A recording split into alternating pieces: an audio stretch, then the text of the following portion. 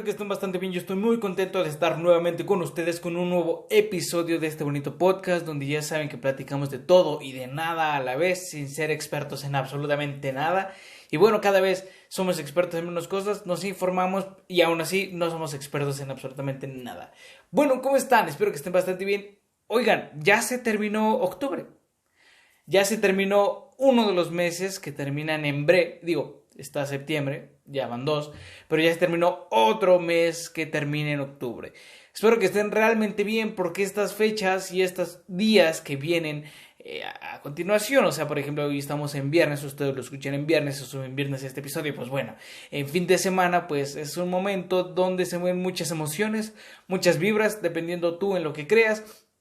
¿Y por qué digo esto? Bueno, porque recordamos a nuestros seres queridos en Día de Muertos. Y bueno, primero que nada hay que tener en cuenta qué día se festeja el Día de Muertos. Pero a ver, vamos a empezar poco a poco estas fechas, vamos a empezar poco a poco a hablar de este tema. Y como ya saben que me encanta platicar de lo que sé, de lo que tengo, de lo que vivo, de lo que hago, de lo que da y todo lo que sea, pues bueno. Vamos a empezar por una anécdota mía. Y al respecto de esta anécdota, pues bueno, quiero decirles que es un punto importante que lo recordemos porque bueno, ya saben algunos, y no creo que muchos, porque realmente no tenía mucha gente que me escuchara, a la fecha no tengo mucha gente que me escuche, pero bueno, lo repito porque ya es un poco más actual este episodio, ya pasó un año del episodio anterior que hicimos, o sea, de Día de Muertos, que no me acuerdo cómo se llamaba, pero bueno, como vieron en el título de este episodio, pues vamos a hablar de este tema, y específicamente pues nos encontramos en estas fechas, y estamos en 29 de octubre, o sea, ya es Día de Muertos casi, ya casi es Día de Muertos, o sea, bueno, todavía falta 30, 31 primero, bla, bla, los que sean, pero estamos en estas fechas de Día de Muertos, y bueno, hay ciertas cosas que se le llama tanatología espiritual, que tiene que ver con las cosas que se realizan en ofrenda a los muertos, ¿no? Y bueno, vamos a empezar con la anécdota, vámonos paso a paso, platicando paso a paso sobre lo que he hecho y lo que no he hecho. En esta semana no ocurrió nada, pero referente al Día de Muertos, pues bueno, en otros episodios habíamos platicado sobre lo que yo hacía en Día de Muertos. Específicamente tengo que empezar por decirles que yo he cambiado de residencia muchas veces. Actualmente ya me encuentro en un área, en una casa donde no creo que ya salgamos de esta casa. Yo lo digo, o sea, yo creo, porque tal vez pueda que suceda, ¿no? O sea, yo individualmente, pues bueno, yo sí. Pero pues mis padres, digo, no viven juntos, o sea, son de formación completamente innecesaria. Pero, pues para mencionarlo, pues bueno, tal vez yo creo que ya no se cambien de vivienda. Ajá, por parte de mi madre específicamente. Pero bueno, ese no es el punto. El punto es que yo me acuerdo que cuando era pequeño, cuando íbamos a pedir calaverita a donde vivía por primera vez, o sea, donde era mi primer lugar de residencia, pues bueno, íbamos a pedir y nada más tocabas la puerta y decías, oiga, me da mi calaverita. Digo, no sé cómo sean ahora las cosas, que esto está muy interesante, saber cómo van a pedir ahorita dulces los niños, ¿no? A lo mejor ya ni siquiera salen, ya ni siquiera nada, pero bueno, lo que sea.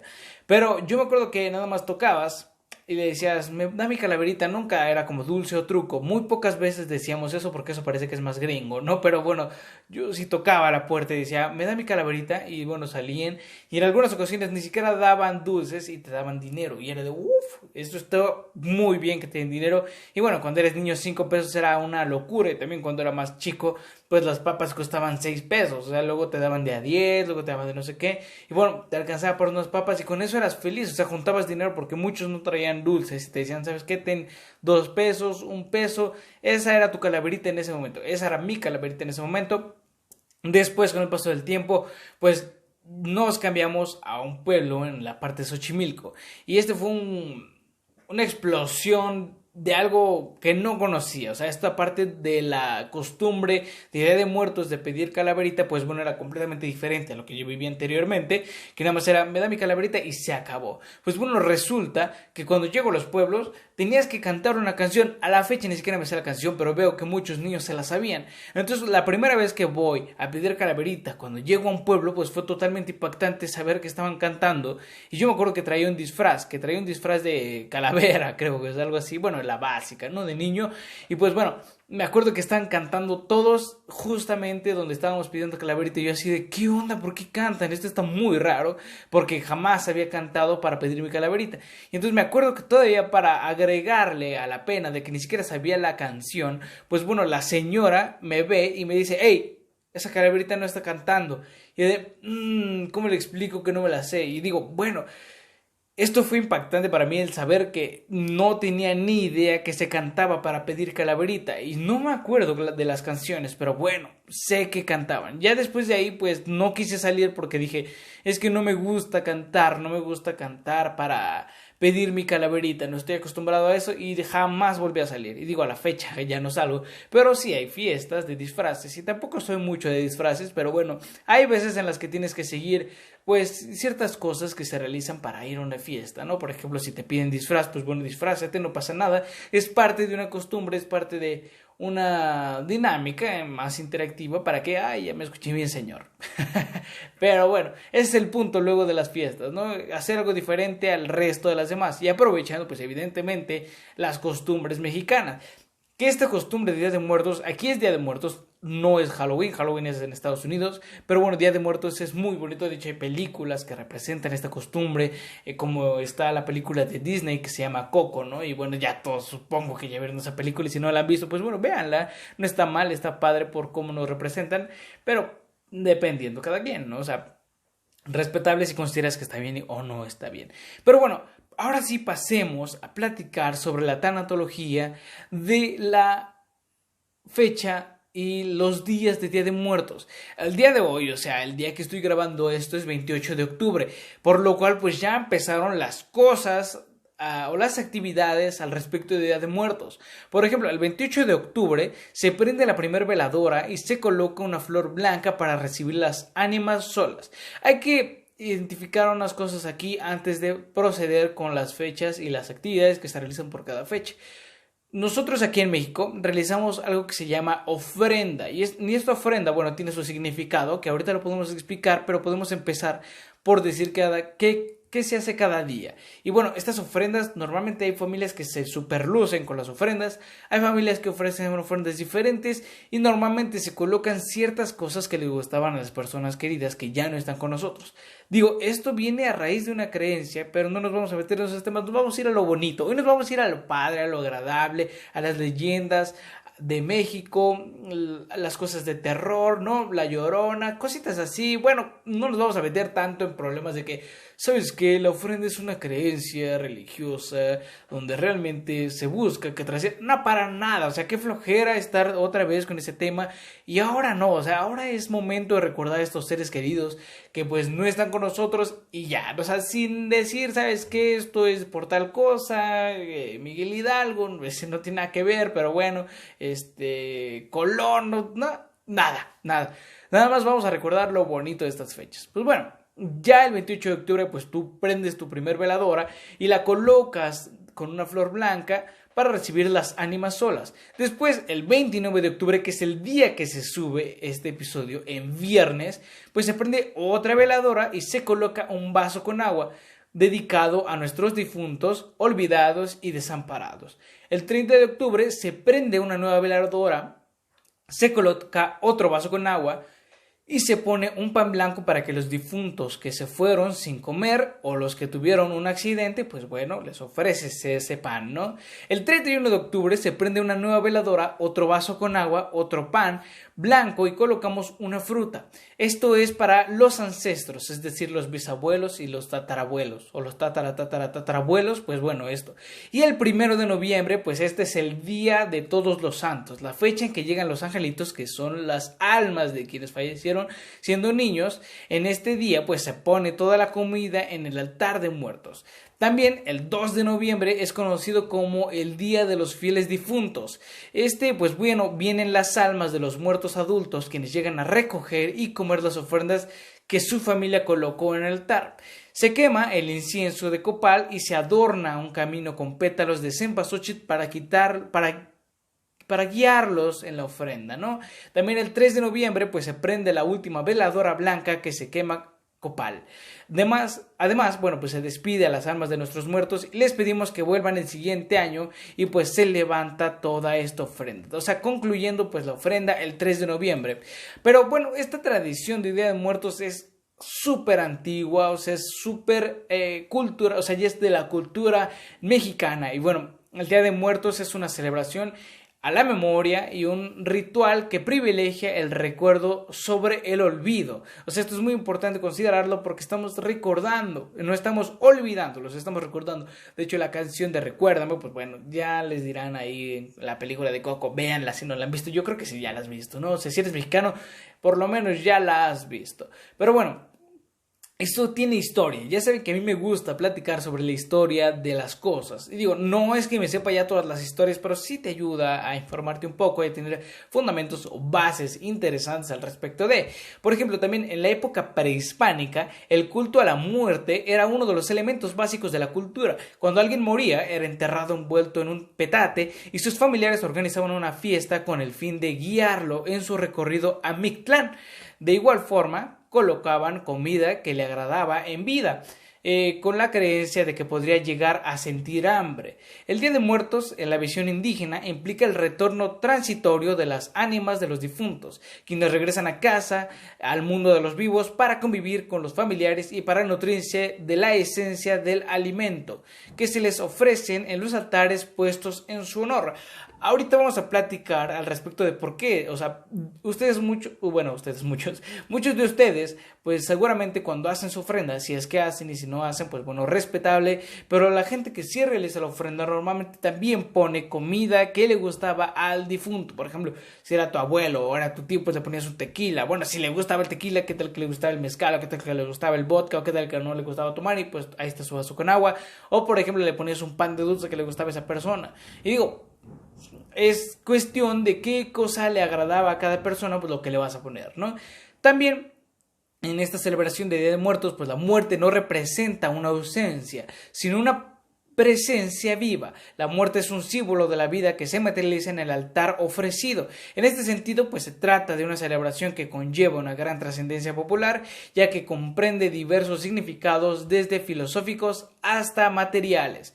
O sea, hay gente que cree en la Santa Muerte, ¿no? Y esto es totalmente diferente, pero en esta ocasión no se ve como la muerte, sino representa una ausencia, ¿ok?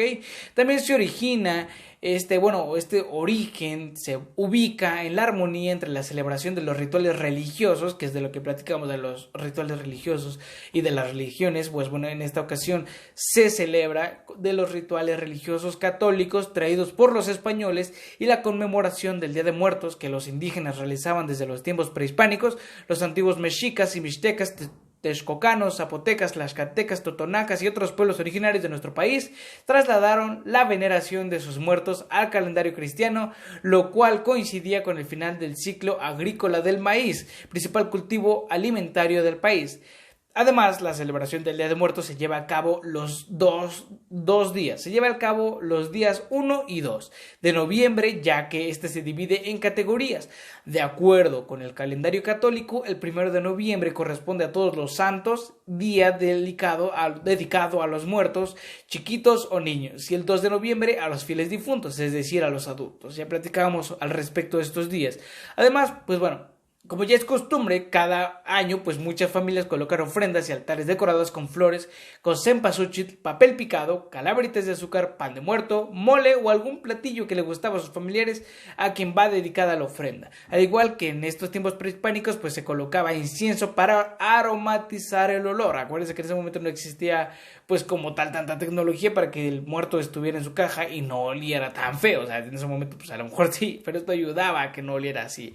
Además de que pues bueno, eran rituales y eran creencias, ¿no? Bueno, esto actualmente y anteriormente pues estas festividades incluían adornar las tumbas con flores. Actualmente y antiguamente, ¿no? Muchas veces al hacer estos altares se hacían sobre las lápidas y bueno, en las épocas indígenas tenían un gran significado porque se pensaba que ayudaba a conducir a las ánimas a transitar por un buen camino tras la muerte. También la tradición pues indica que para felicitar el retorno de las almas a la tierra se debe esparcir pétalos de flores de cempasúchil. Si ustedes no lo conocen, pues en Xochimilco y ahorita en Reforma hay muchísimas flores de cempasúchil, entonces no creo que no lo conozcan, pero si no lo conocen, tal vez les dejo una imagen aquí sobre lo que es el cempasúchil. Tal vez, si no, imagínenselo porque es una flor naranja, más o menos, entre naranja y amarilla, más o menos. Pues bueno, Para cuando regresaran estas personas, pues se debía colocar estas flores de cempasúchil y debían colocar velas trazando el camino que van a recorrer para que estas albas no se pierdan y lleguen a su destino. En la antigüedad este camino llegaba desde la casa de las familias hasta el panteón donde se descansaban sus seres queridos. Actualmente es prácticamente imposible que logres hacer esto porque bueno, muchos panteones ya ni siquiera están dentro de las ciudades, están fuera de las ciudades y es sumamente complicado. Y además muchos ya tienen otras costumbres al respecto de qué van a hacer con los cuerpos de sus familiares. Totalmente respetable y entendible. De hecho, también en esta misma película de Coco de Disney, pues bueno, representan esa parte en la cual pues dicen, ¿sabes qué? Vamos a trazar el camino de los vivos y los muertos con flores de cempasúchil. Fíjense en estos aspectos que existen en la película de Coco. También el Día de Muertos pues se celebra en todo México, teniendo algunas variantes dependiendo de la región o el estado.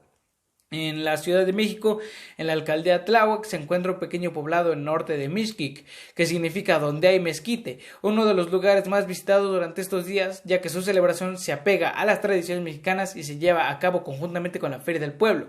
El día 2 de noviembre se realiza la alumbrada, donde miles de velas iluminan las tumbas decoradas con flores.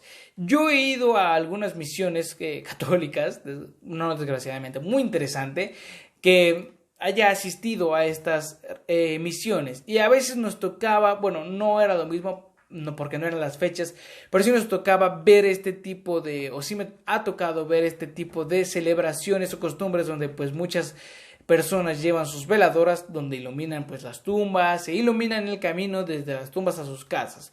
Muy interesantes esas costumbres, hay muchísimas cosas que recalcar acerca de esta costumbre tan bonita que es el Día de Muertos.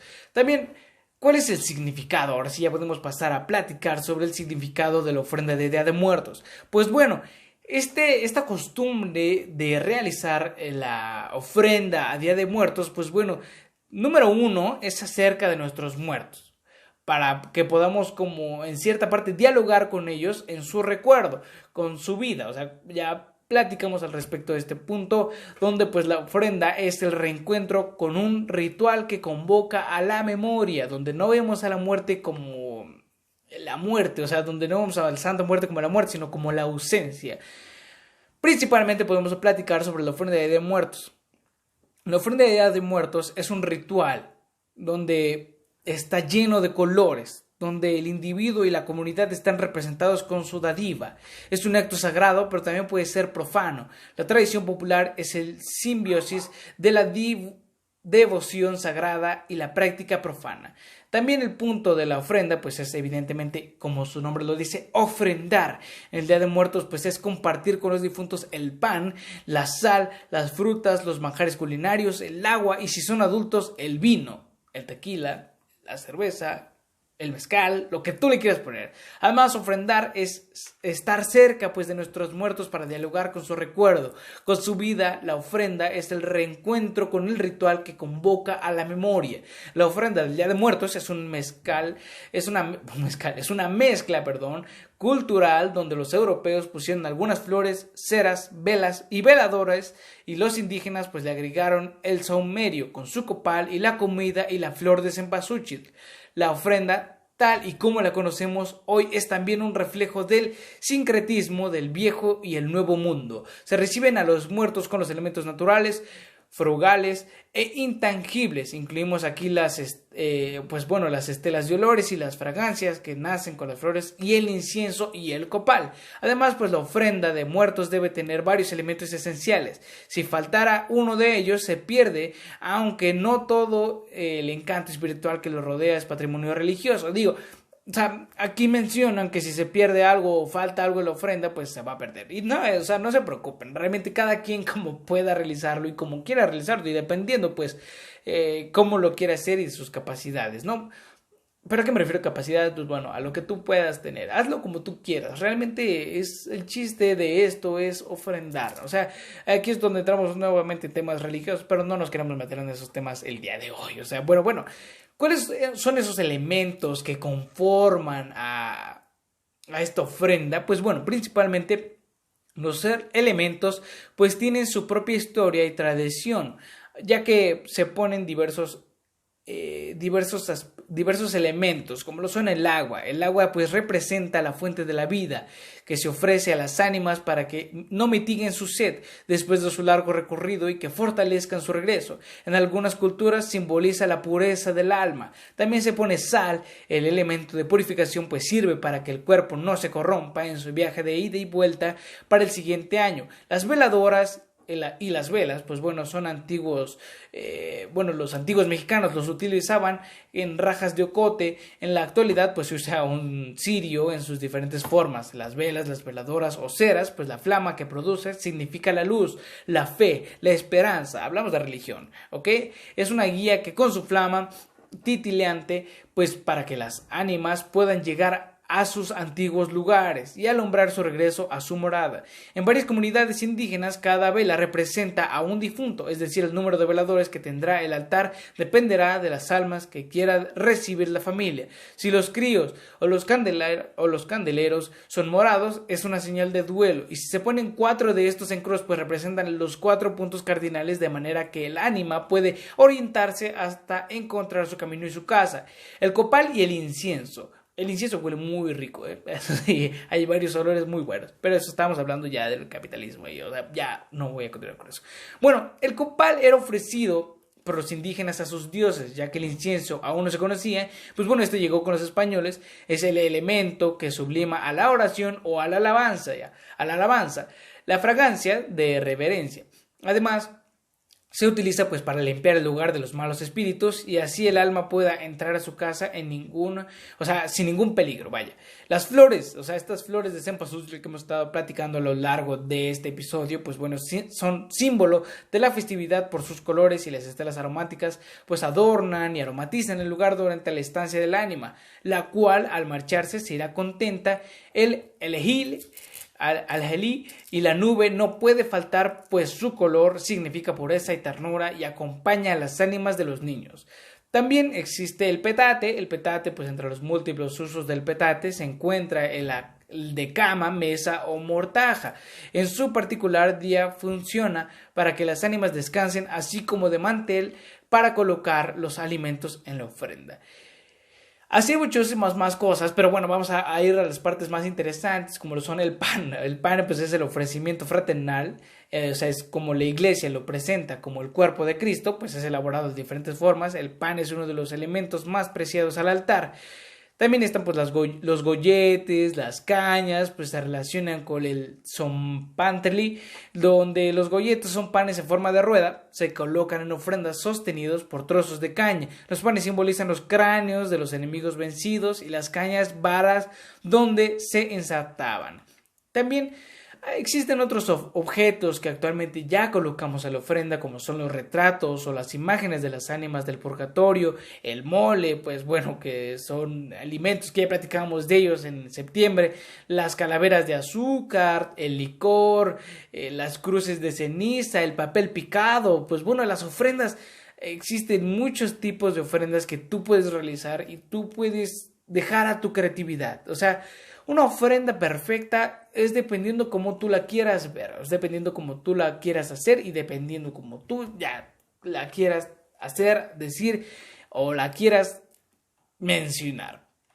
Pero bueno, vamos a platicar también en este episodio sobre algunos mitos o leyendas mexicanas populares, y es por eso que vamos a platicar específicamente de una de las más reconocidas y que muchos de ustedes pues tienen fotos tal vez con su pareja, y si no tienen pareja pues bueno, tal vez la tengan después, y si no la tienen después pues no pasa nada, no está mal estar soltero, y si está mal estar soltero pues creo que estoy mal. Y bueno, el Callejón del Beso en Guanajuato, esta es una de las leyendas mexicanas más escuchadas en la historia de México. Digo, nunca me la han contado, la he leído, nunca me la han contado porque tal vez no soy de Guanajuato, pero tal vez si estuviera allá me la contarían más seguido, ¿no? La contarían muchas veces. Pues bueno, vamos a platicar sobre el Callejón del Beso en Guanajuato. Hace muchos años en Guanajuato pues vivía una hermosa mujer llamada Carmen. Se me perdió la cadenita. Bueno, no es cierto, mentira. Bueno, ella era hija de un señor que veía en ella la oportunidad de acrecentar sus bienes materiales. El destino de ella ya estaba decidido. Debían casarse en España, con alguien de abolengo y dinero. Esa era la razón por la que su padre le había prohibido relacionarse con los demás hombres de la ciudad. Un día, mientras Carmen se encontraba en misa, conoció a don Luis, un humilde minero del que se enamoró profundamente, y comenzaron un hermoso romance en secreto. Sin embargo, a pesar de sus cuidados, el padre de Carmen los descubrió y la amenazó que la mandaría a un convento lejano si volvía a ver a don Luis. Al enterarse de las terribles noticias, comenzó a planear el cómo volvería a ver a su amada, así que compró la casa del frente de donde vivía Carmen. Ambas casas eran separadas, apenas podían verse o estar por un angosto callejón que le permitía a la pareja estar muy cerca, muy cerca, tanto que podían tomarse de las manos mientras disfrutaban de su amor. Un día, mientras la joven pareja se juraba amor eterno desde sus balcones, el enfurecido padre de Carmen entró a su alcoba y de repente clavó una daga justo en la espalda de su hija, mientras que Luis sostenía su mano. Él no pudo hacer nada, salvo durante el tierno beso en su mano mientras la vida abandonaba el cuerpo de Carmen. Se dice que don Luis no soportó perder a Carmen, por lo que se quitó la vida saltando de la parte más alta de la mina de la Valencia, una de las más famosas en México debido a sus leyendas.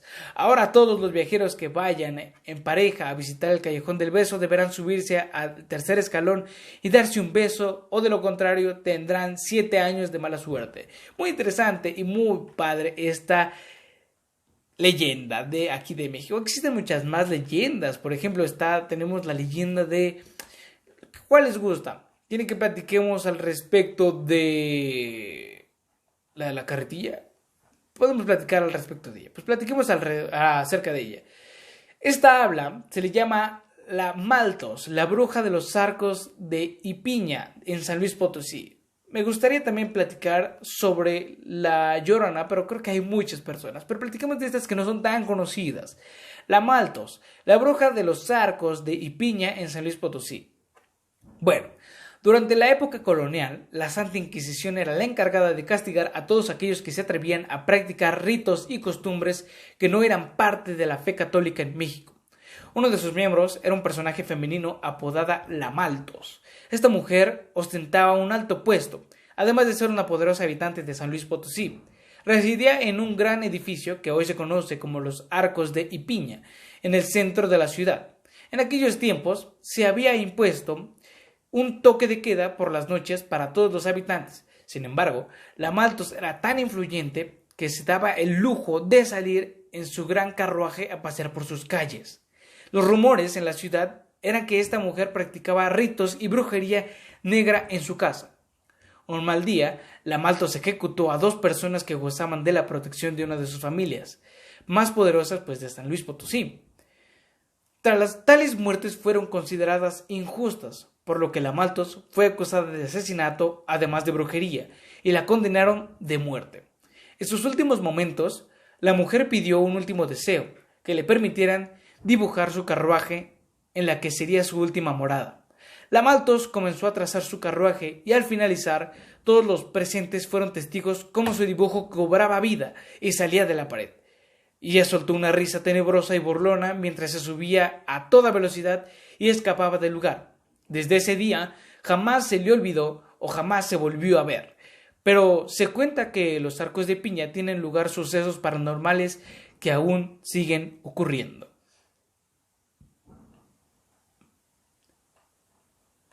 Podemos platicar también de la mulata de Córdoba, en Veracruz, México. ¿Recuerdan que platicamos en algún momento de un archivo de La Nación? Hay un archivo que existe. Y bueno, este archivo tiene que ver sobre esta mulata. Durante el siglo XVI, la Santa Inquisición culpó de ser bruja a una mujer de nombre Soledad, que vivía en Córdoba. El rumor era que tenía un pacto con el diablo, para lucir siempre joven. Sin embargo, la Soledad era una herbolaria muy hábil, que se dedicaba a curar cualquier tipo de afecciones en su comunidad, además de poseer una gran belleza que causaba envidias. Se trataba, se sabía que era una mujer muy solitaria, un poco huraña, al rechazar una gran cantidad de pretendientes sin importar si fueran ricos o pobres. Entre los rechazados estaba el alcalde de Córdoba, don Martín Ocaña, quien al sentirse despechado comenzó el rumor de que Soledad era una bruja y que le había dado una pócima que le hacía sentir amor desmedido por ella. Aunque muchos habían sido curados por ella, tenían miedo de ir en contra de la fe católica y ser juzgados por la Santa Inquisición. Al ser interrogados, muchos dijeron haberla visto volar sobre los tejados, reír macabramente por las noches, y algunas mujeres aseguraron que Soledad las acosaba para venderles pócimas de amor. Por tales acusaciones, Soledad fue encerrada en la cárcel de San Juan de Ulúa y condenada a la hoguera. Durante su aislamiento, usó su belleza para convencer a un carcelero y que le diera un pedazo de carbón con el cual ella se entretenía dibujando las paredes. Un día, antes de ser ejecutada, Soledad le mostró al carcelero un hermoso barco de velas que había dibujado en una de las paredes y le preguntó: ¿qué le falta a ese barco? El carcelero le respondió: navegar, mi señora. Ella contestó: pues mira cómo navega. Con asombro, él vio cómo Soledad se mezcló con su dibujo y comenzó a alejarse y desaparecer para siempre. Notando la falta del carcelero, los demás soldados bajaron solo para encontrar la celda vacía y el carcelero sin vida. Interesante historia, muy buenas historias. Si contáramos más historias, el episodio sería larguísimo. Pero bueno, espero que se la pasen muy bien estas fechas, estos días. Y con esto podemos dar terminado por el episodio de hoy. Y pues bueno, espero que les haya gustado. Y nada más que agregar, que disfruten este día, disfruten el 1 y el 2 de noviembre. Y nada más que decirles que pues mucho amor, mucho cariño y muchas gracias por seguirme en mis redes sociales. Nada más que agregar, que feliz Día de Muertos.